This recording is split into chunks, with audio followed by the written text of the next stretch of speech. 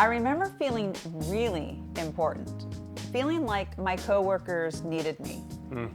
1,000 years ago in my previous life, when I was a systems administrator for AAL Capital Management, I was on the team that implemented and supported our network, all the desktops, and all the financial management systems, including supporting the trading desk. So it was a high-pressure job, and I worked with a lot of type A personalities. I bet. The traders, the portfolio managers, there were some characters. Along with 6 other team members, I wore a pager. Back in the day. I wish I had a pager back in the day. Oh yeah, I thought I was hot shit. Because when something went down, my beeper went off, day or night. Feeling important can be addictive. It was for me. I loved being the go-to person for the business. This is our 3rd example in our Taking Responsibility Equals Trouble series. Yeah, so how does being the go-to turn into trouble? Well, there are several ways this can become problematic. Now, if you're watching this, you're almost certainly a high performer who consistently advances your scope of impact and the responsibility you have in your organization. That often means that a team has grown around you, and now other team members own responsibilities and duties that used to belong to you. The key phrase in there is used to belong to you. How many times a day are people interrupting you because you're the go-to? How many hours a week are you spending fielding, managing, or redirecting these requests? It may not seem like a big deal. This is a really important question for you to answer. Because when you do so, you're going to multiply the number of hours by 50 and write that number down. So you may think, oh, it's not a big deal. That's just a couple hours per week. Well, if you stop and think about that, that's 100 hours per year.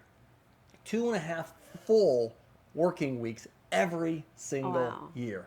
So defining it completely and accurately can be a real eye-opener. That is an eye-opener. Yeah.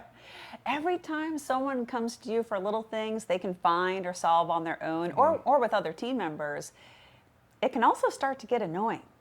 Even though it feels good that people trust you and they think about you, admit it, when they keep bringing you pesky little issues, it can get borderline condescending.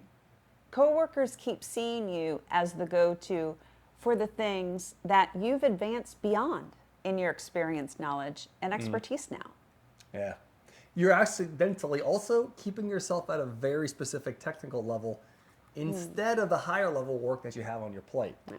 So that can have a major impact on your personal growth, slowing things down, or making it more likely you'll stay at a certain level in the business. Yeah, well, we know how it gets when, especially our high performer leaders, they want to solve new problems. Yeah. They don't want to be stuck solving the same problems over and over again. That they've already mastered. Yeah.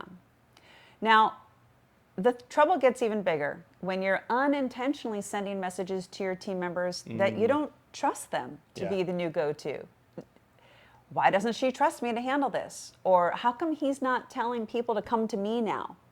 When team members start asking questions like this, it takes a toll on the overall effort and performance they give, along with the level of trust in your work relations.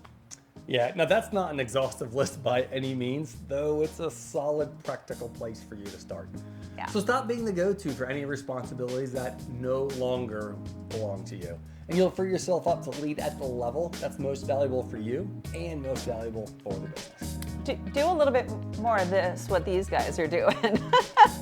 Just take a break. Stop being the go-to for some things.